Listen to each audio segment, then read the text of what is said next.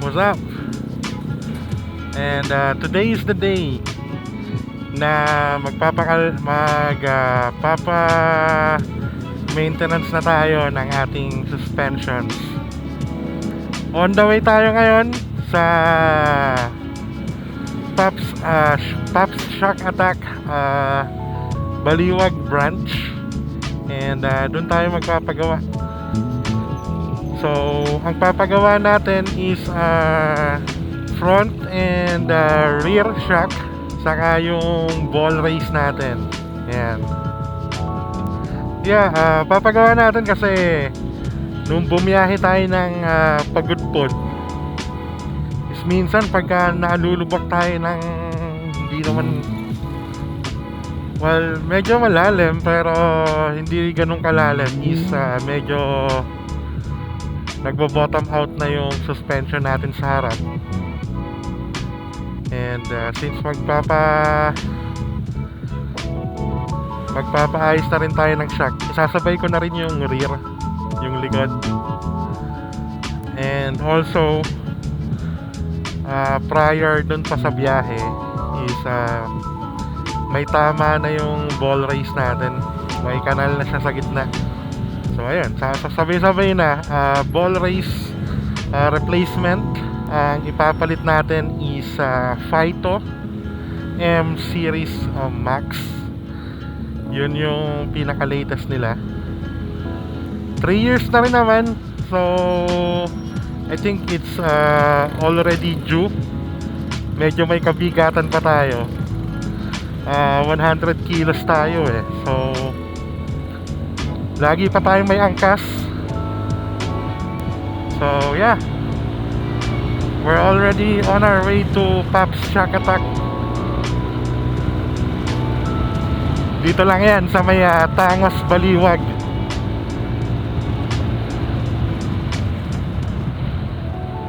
Okay, dito na tayo sa SM Baliwag. So medyo malapit lang naman siya. Konting konting kempot lang. Dito nga pala yung madaming lubak. Ayan, pagka dito pa lang madami na eh. Pero after nung flyover na yan, nandyan ang delubyo. Pero hindi ko pa nasisilip. Pero ang alam ko, they're already doing patches ng tawag dito, asfalto. Yung mga lubak, tinatapalan lang nila ng asfalto. Ayan. Yeah, let's go. Kakaliwa lang tayo dito and konting kembot, nandun na tayo. Alright. So balikan ko na lang kayo pag nandun na siguro kami. Is it here? Uno Fuel. Oh, ito na pala eh. In front of Uno Fuel. Tara, ito, Pops Shock Attack, mga kaibigan. Bukas kaya.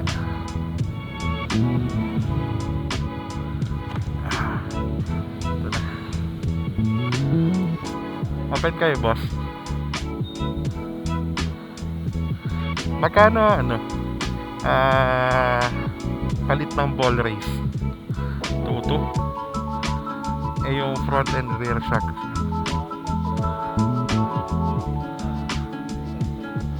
2.5. Pero yung package na yung harap likod 3.5. pagkasama yung ball race ulit.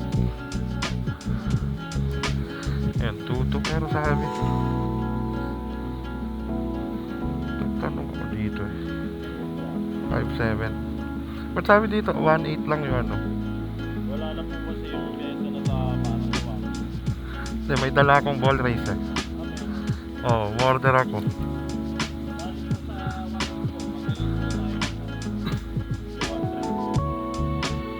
Bali magkano na lang.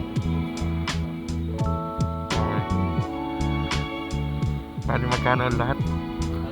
5.1. Front and rear, ano na yan, kasama na. Oil seal. Okay. Sige kuya, pagawa ko na harap likod saka ball race. Yun. So buti na lang wala silang customer. Tayo yata yung first customer nila. Medyo masasalang agad tayo.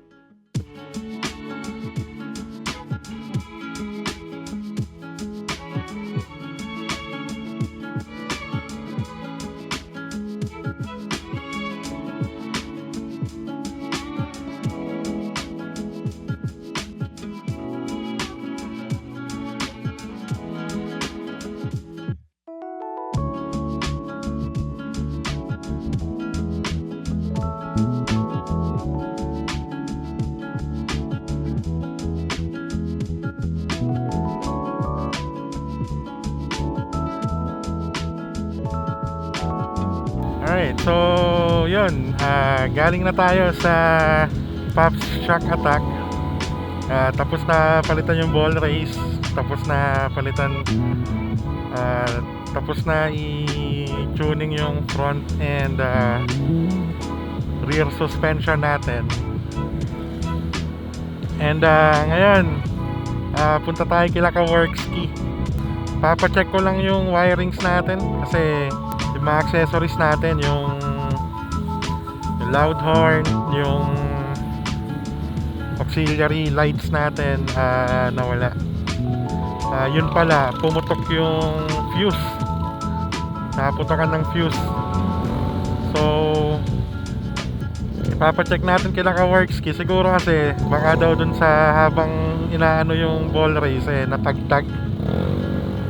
May possibility na natagtag daw yung may nag-grounded. So ipapacheck lang natin kila Kaworkski para makasigurado tayo. Mahirap na kasi parang ginawan lang ng paraan kanina yung fuse na nasira.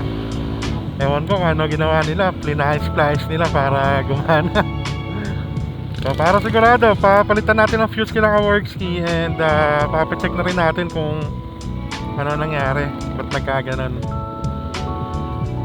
And also, buti nung nagta-test drive ako kanina, napansin ko na nakabukas yung check engine.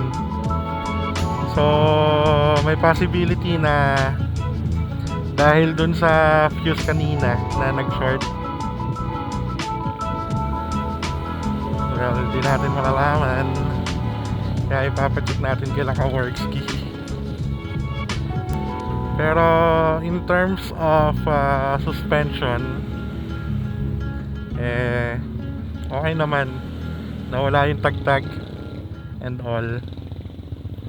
Masaya naman ako in terms of performance ng suspension natin ngayon. Pero dahil medyo nagkaroon lang ng konting aberya kanina, yan, hati yung loob ko. Pero kung hindi nagka-aberya kanina, smooth lang sana. Ang tagal nila hinahanap kung ano yung kasi before kasi nila gawin yung motor, kine-check naman nila lahat kung gumagana or hindi. So kudos sa kanila kasi kine-check nila yon. So after galawin, nakita naman nila gumagana lahat. And then after that, yun na, alam nila sila yung last touch, kumbaga, bago na wala yung mga accessories natin. And para sigurado papalitan natin ng fuse kasi ayaw masunugan ng motor. Kung sakaling may mag-short man dahil sa at least yung fuse lang ang masisira. And siguro that's the time na na natin, ipapa-rewiring kila Kaworkski. So okay din naman yung wiring nila Kaworkski. Medyo spaghetti lang. Pero okay lang. Okay lang. Pag kasi ko work ski gagawa, okay lang.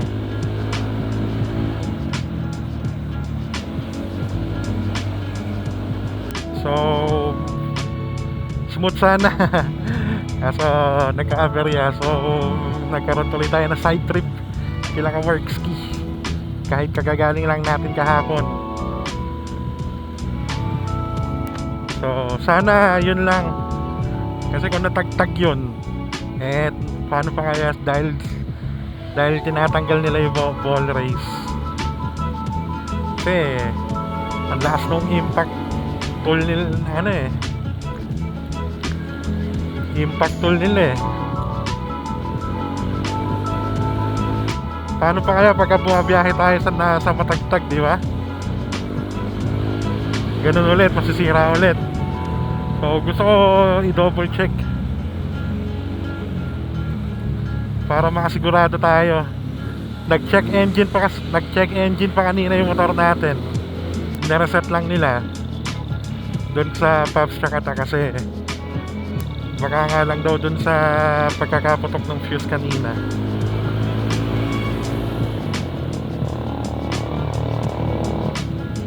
Let's go. Pero ang ganda ng suspension, grabe.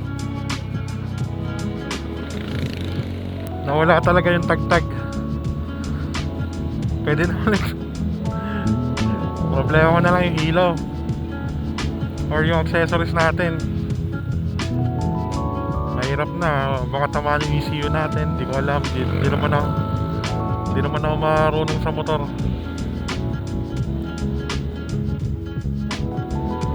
Kesa yung rumekta sa sunog or ECU or what, at least puputukan muna yung ano, first step, palitan natin ng fuse.